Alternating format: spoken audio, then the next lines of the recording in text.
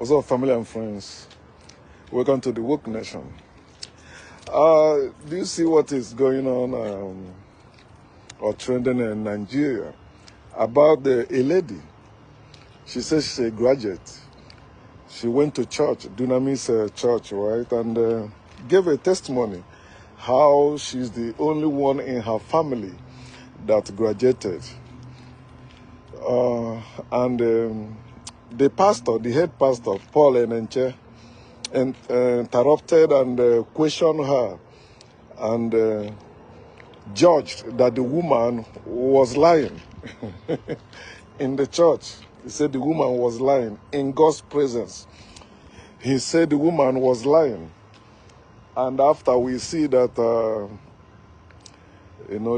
ministry issued a fake apology, pretending to be sorry about that, but actually it's not if you read it very well. Then the main thing is the lady, the woman, according to her name, she's Igbo woman.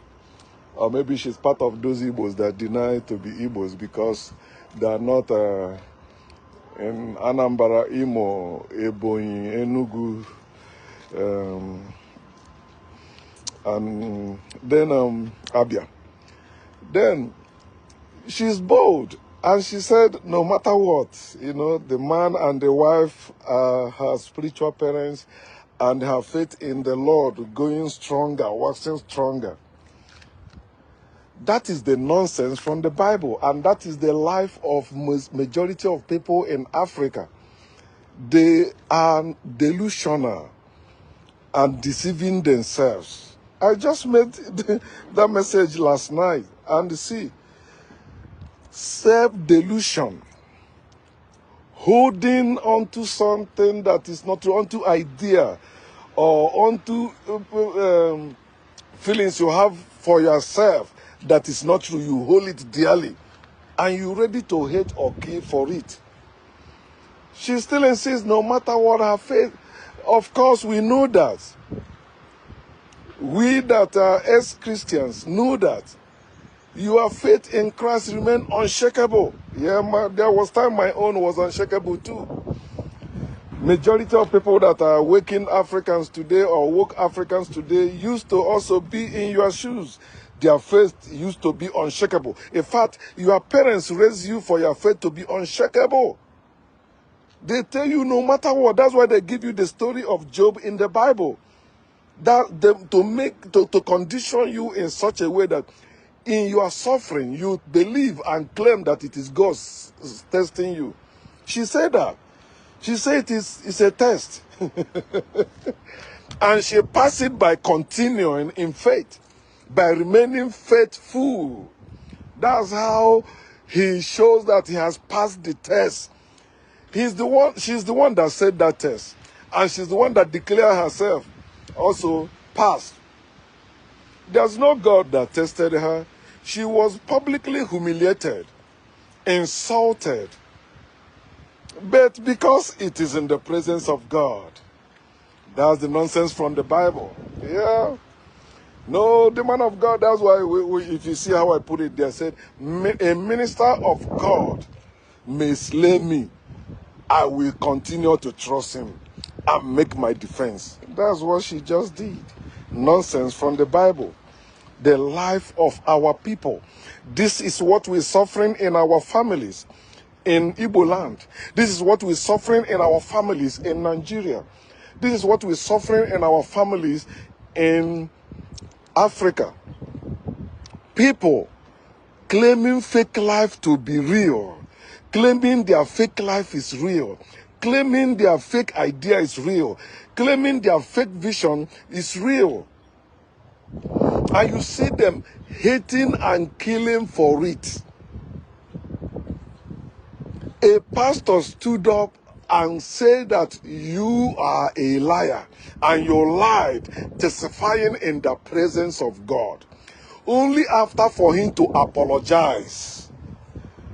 Fake, and went and took Photoshop with you to deceive others, see, we are cool. You are stupid, man. cool as what? This is why you see evil multiplying in our land.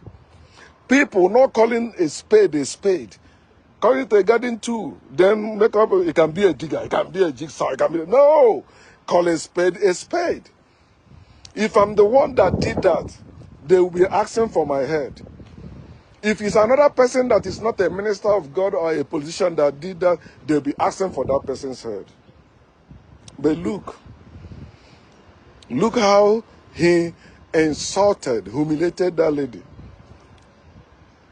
As I said yesterday, somebody said, oh no, it's only in undeveloped country that maybe Christians believe that way. No, in America too, everywhere.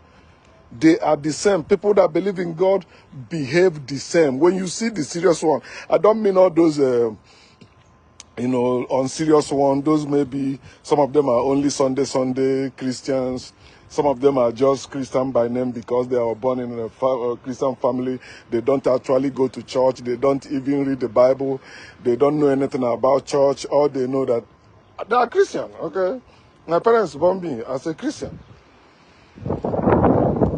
If a man of God slay you, you will continue believing and saying you know what you are doing, you know what you are saying. No, you are stupid. You are suffering from what is called self-delusion. You are deluded and you are deceiving yourself by making defense to protect that faith, that belief, that religion, that minister of God, that church. I don't pity churchgoers. Stop going to church.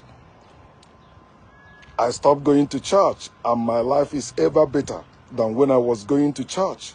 But think about it.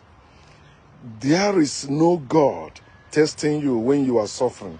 There's no God testing you when somebody is robbing you. There's no God testing you when somebody is humiliating you. There's no God testing you when you are hungry. There's no God testing you when somebody is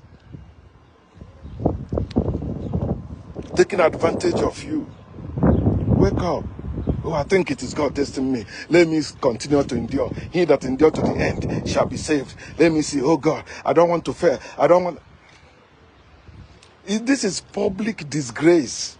And that is from grace, in the presence of grace of God.